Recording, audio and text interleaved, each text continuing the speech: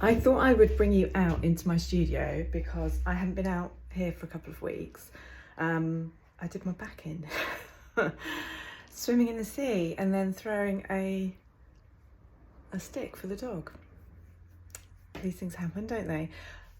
But even with my bad back, I managed to tidy up my studio and I've had a bit of a reshuffle. I've got some new units and some new plants, so I thought I'd show you.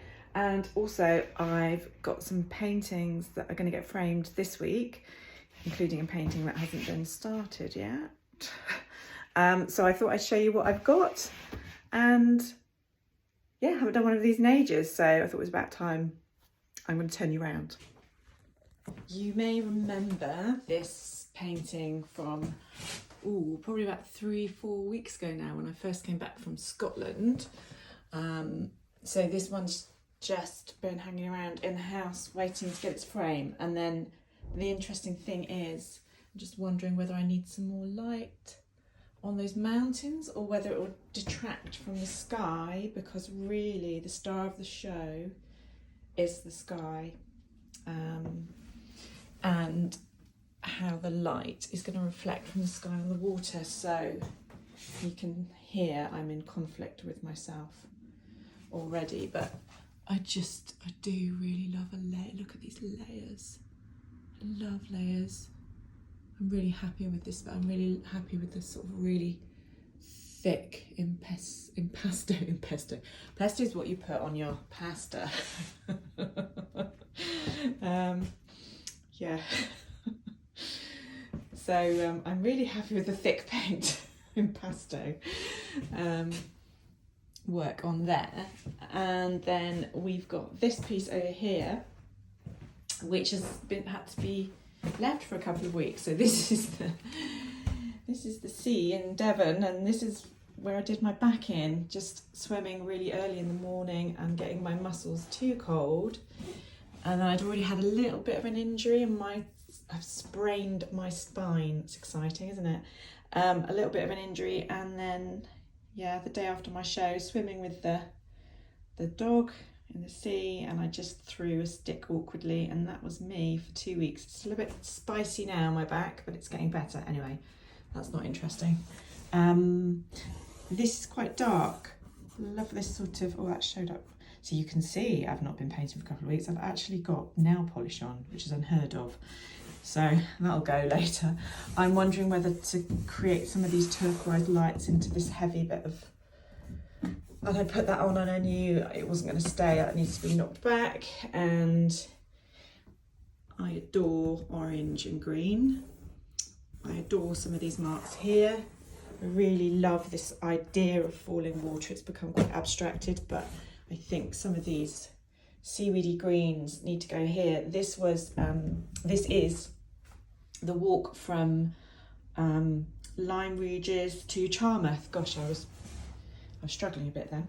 To Charmouth, and there are these, when you walk on the beach, sometimes there's sand, and then there are these big areas of rock that are on the edge of the sea where there's fantastic fossils and ammonites in here, but also it creates this sort of layer of seaweed which is really slippy. You've got to go really careful.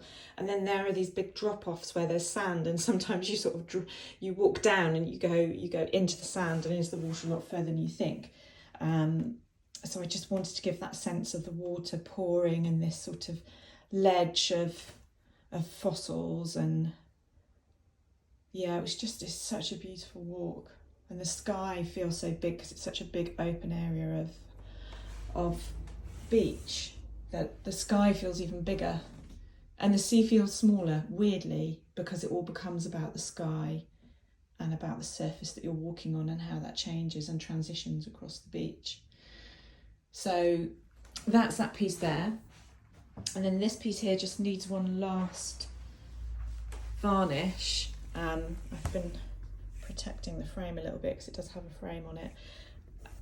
So these colours need varnishing here, and then some of this pink I've decided needs to actually, there's not enough of a transition across here, and I know there's the tiniest bits of pink here and yellow, but I think it will just help the viewer's eye to be led across the whole of the composition, and then really engage with these shafts of light that are coming out of this skyscape, and really engage with where we believe the sun might be setting below the clouds and how that's sort of pulling forward.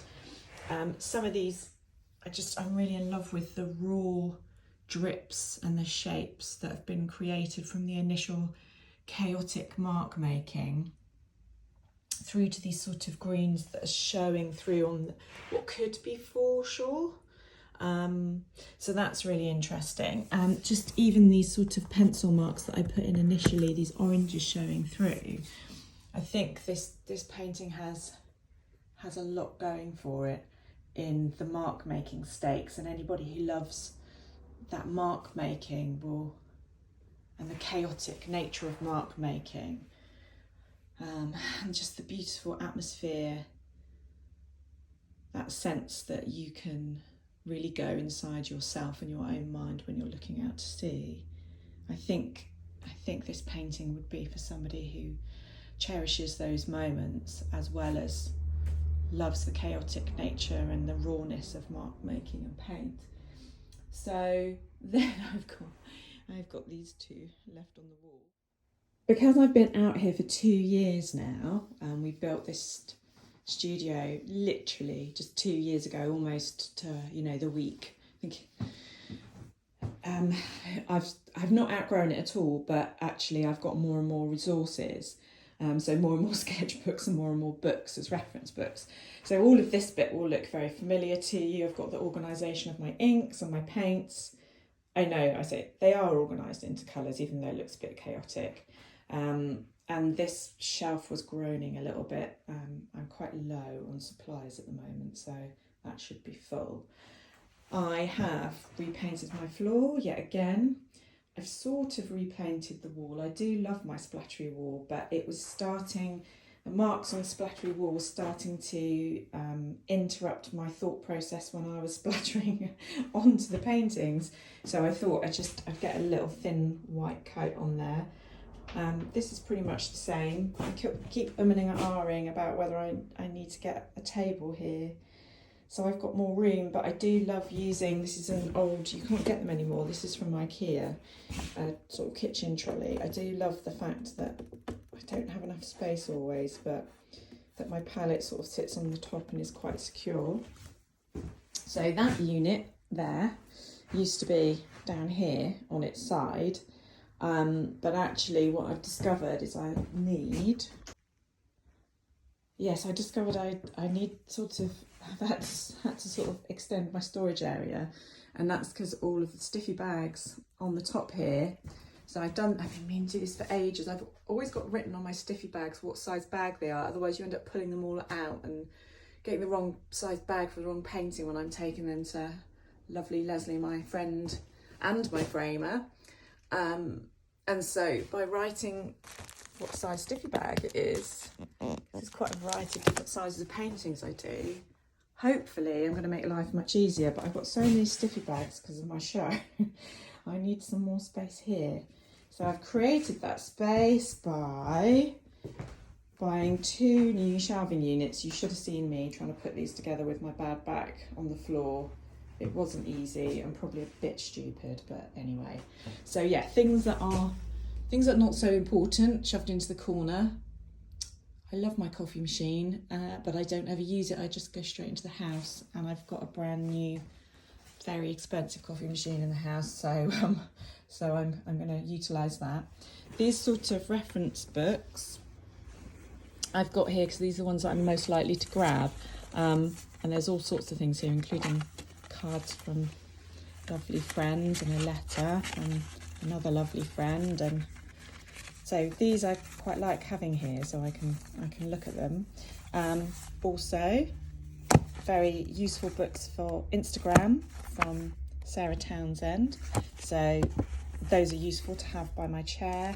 And then I've got a book on weather, in fact several books on weather and clouds that I don't ever work from, but it's quite nice to understand why cloud formations are there, the science behind them, so when you're painting them it makes more sense, sort of constructing them makes more sense.